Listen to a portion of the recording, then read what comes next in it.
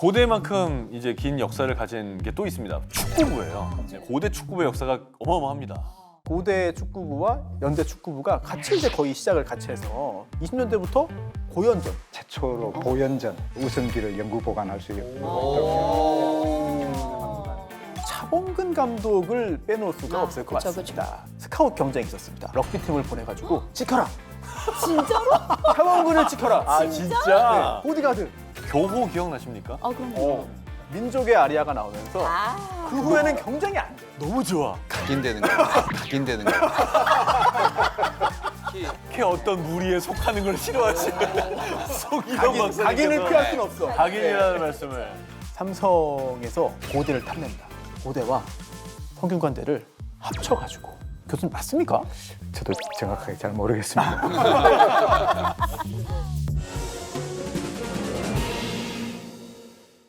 자, 그럼 이 분위기 계속 이어서 이 시점에서 이제 다음 주제로 넘어가겠습니다. 어쨌든 이제 학교의 경쟁력은 결국 어느 정도의 교육 시스템이 있느냐, 학생은 어느 정도냐, 뭐 이런 게 중요할 텐데 뭐 입시랑 가장 가까우신 우리 김민정 교우님. 궁금합니다, 진짜. 네, 어때요, 진짜? 요즘은 학교 이름을 얘기하지 않아요. 요즘에는 의지한 약수. 한번 맞춰볼게요. 의 뭘까요? 의대. 치면 치. 치대? 그죠? 한. 한의대? 네, 약. 짝학과? 그렇죠. 약대? 그다음 약대. 맞아요. 예. 마지막 수. 수의 되겠죠. 예. 제가 이제 아이들을 가르치면서 입시 현장에서 느끼기로 그런 현상들이 굉장히 피부에 느껴지는 정도로 차이가 난다. 이야기 드릴 수 있을 것 같아요. 네, 저도 많이 질문 받는 게 학부모들이 이제 입시철에 전화를 주세요. 뻔합니다. 어느 과 갈까요? 아, 미래를 생각할 때. 그렇죠. 근데 좀 두려운 건 애들은 관심이 있을까 과연 여기에? 아. 그러니까 부모가 엄청 관심이 많으세요. 근데 그 내용들이 대부분 다 자기가 가지고 있는 선호라기보다는 네. 유망성. 이제 돈벌이 잘 것들. 됐고. 그렇죠. 맞아. 이러면서 다 알려드리지만 결국 선택은 본인이 해야 됩니다라는 얘기를 꼭 드리거든요. 이유가 실제로 사회에서 만나면 우리가 생각하는 선망받는 직업에 계신 분들도 한 30대 후반 되면 저한테 얘기하시는 게 이 길이 아니었대요. 아하. 근데 그건 너무 늦잖아요. 그래서 예. 그런 내용들을 물론 그때 하시는 것도 중요하긴 하지만 미리 좀 하려면 학생분들이 결정해야 되지 않을까라는 생각을 좀 하고 있는 중이에요. 저는 그 얘기가 더 슬펐어요. 점수가 아까워서요. 그죠. 난 너무 아까웠어요. 그 맞아요. 얘기 자체가. 맞아요. 점수가 아깝다는 게 무슨 말이죠? 이 정도의 점수면 이런 학과에 갈 수 있는데 왜 그 학과보다 낮은 점수로 갈 수 있는 곳을 가니라는 얘기예요. 아하. 그러니까 끝까지 채워서 그러니까 가겠다는 거죠. 바득바득 내가 받은 점수로 원서를 넣었을 때 가장 높이 갈 수 있는 데를 가는 것이 현명하지. 왜 점수가 남는데 거기를 가려고 해? 약간 이렇게 되는 거죠. 자기 인생하고 다른 데를 가는 게 더 아까운. 그러니까요. 그죠? 네, 그러니까 근데 이제 현실이 너무 각박하기 때문에 일어난 거기도 하다고 생각하거든요. 그러니까 뭐 꿈이 밥 먹여줘요. 약간 이런 얘기들을 할 때 좀 되게 슬프죠. 그러니까 저는 그래서 밥을 못 먹는 세대는 아니잖아요. 그러니까 어른의 강박이 네. 아이들에게 전이 된 상태라고 볼 수 그쵸. 있고요. 맞아요. 저는 이런 종류의 얘기를 보면서 계속 느꼈던 게 상호 경쟁의 인플레이션이라고 그래가지고 누군가가 이제 무엇인가 준비하면 상대 평가가 되는 경우에 그보다 더 준비해야 되잖아요. 이게 이제 군축처럼 커지는 거래가지고 맞아요. 나중에 이제 걷잡을 수 없어지거든요. 최근에 국어 관련 문제가 어려워지고 있잖아요. 맞아요. 근데 지문의 길이가 이만하고요. 그 내용은 현재의 경제 상황을 막 설명하는 경제학자의 글들까지 올라와요. 맞아요. 이제 이게 좋은 점은 그만큼 현명한 사람들을 잘 이렇게 모실 수 있는 건데 거꾸로 그 정도의 선행을 하거나 더 많은 준비를 할 사람들한테 부담이 되는 거죠. 그래서 지금 상태는 이런 형태의 움직임보다 그 가지고 있는 장점이라든지 그 자질을 좀 더 발견하는 식으로 가야 되는 것이 옳다고 느껴서 변화를 하고 있는 중이긴 해요. 요즘엔 터무니없더라고요. 너무 경쟁의 수준이 높아져가지고 맞아요. 다들 기본적으로 하는 게 많다 보니까 야 이거 어지간해 가지고는 고대 들어가는 게 힘들다. 저희들도 그런 이야기를 합니다. 지금 고대 교수들 아마 지금 태어났으면은 고대 못 들어올 사람이 태반이라고 생각을 하죠. 제가 회사에 가서 가장 많이 드리는 말씀이 그건데 임원들이 계시면 여러분들은 못 들어오시더라고요. 지금 상황이면 불가능합니다. 저도 택도 없습니다. 예. 그래요? 근데 그래도 저는 저희 자녀가 저와 같은 학교에 와서 교우가 된다면 세상에 그거보다 기쁜 일이 없을 것 같습니다. 그렇게 하면 기부금 많이 내시겠습니까? 일단 기부금을 많이 낸다고 약속을 해도 괜찮을 것 같아요. 네, 괜찮을 것 같아요. 네. 2년 남았어요. 어떻게 각성할지 모른다고. 네, 선생님께 좀 도움을 좀 받도록 하겠습니다. 네네네. 아이들의 가능성 무한합니다. 자, 그럼 이렇게 우리 학교가 빠르게 발전을 한 끝에 고려대학교가 나아가야 할 방향성은 어떻게 보십니까? 그래서 이제 저는 이제 조금 걱정되는 게 우리 아까 계속 숫자 이야기 많이 했잖아요. 네. 지금 이제 대학들의 특징이 다 사라져 버리고 오로지 입학 성적 아니면 전국 대학 순위 평가, 세계 대학 순위 평가의 숫자로만 지금 나뉘어지거든요. 고대가 가지고 있던 전통이나 고유한 특성 이런 것들도 이제 대부분 사라지고 있고 이걸 이제 어떻게 바라봐야 될 것인가는 다 생각은 다를 것 같아요. 그런데 이제 저 같은 경우에는 고대가 세계적으로 많은 대학에서 성과를 내고 있고 이름도 알려지고 고대가 세계화를 이룬 것도 사실이에요. 그러면서 이제 분명하게 잃어버린 것들도 있죠. 단결력이라든지 투지라든지 끈기라든지 혹은 사회에 대한 공헌이라든지 이런 것들을 어느 정도 수준에서 지켜갈 것인가, 어떤 것을 살리고 어떤 것을 또 세계적 수준에 맞출 것인가, 어떤 방식으로 고대라는 대학의 장점들을 이어나갈 수 있을 것인가에 대한 본격적인 고민. 세계화는 많이 이루고 있으니까 이제 그 부분을 또 고민해야 될 때가 되었다는 생각입니다.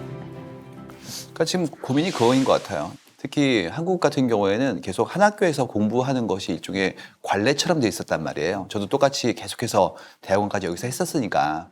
근데 해외의 유명한 대학들을 보면 가능한 한 다른 곳에 가서 공부하기를 권하더라고요. 미국은 특히 그렇죠. 예, 이유가 그만큼의 다양한 관점을 좀 얻고 또 한 가지는 다른 분들과의 연계성을 통해서 새로운 발견이 나오니까 더 넓은 세상을 보라는 얘기를 하고 계신 거예요. 그래서 이런 부분들에 대해서도 한번 열고 지금 한석준 네. MC께서 우수한 사례로 아, 여러 군데 가서 공부했다. 대학원을 딴 데서 해서. 그렇죠. 이런 형태의 새로운 부분들 또 한 가지는 권위라는 부분들이 인정해주면 권위인데요. 인정을 안 해주는데 혼자 그런 아심을 가지고 있으면 권위적이 돼요. 그렇기 때문에 권위적인 형태의 사회가 이제 아닌 걸로 가고 있다면 우리가 어떻게 스스로의 권위를 확보할 것인가에 대한 것들도 이제 고민을 좀 해볼 때가 된 것 같아요. 그러니까 예전처럼 이름만 가지고 얻어지는 권위는 이제 거의 없어진 거. 이제는 그건 다 사라진 것으로. 네.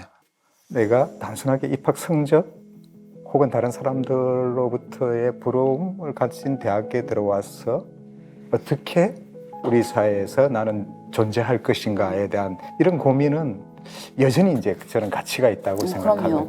그러니까 어떤 평균적인 교양 있는 시민 이상으로 고대를 졸업하고 난 뒤에 우리 사회에서 나는 어떤 역할을 할 것인가, 개인적인 인컴이라든지 이런 것들을 벗어나서 이런 고민들은 계속 할 수 있는 사람들을 길러내는 대학이 맞아요. 돼야 될 필요는 있지 않나 이런 생각입니다.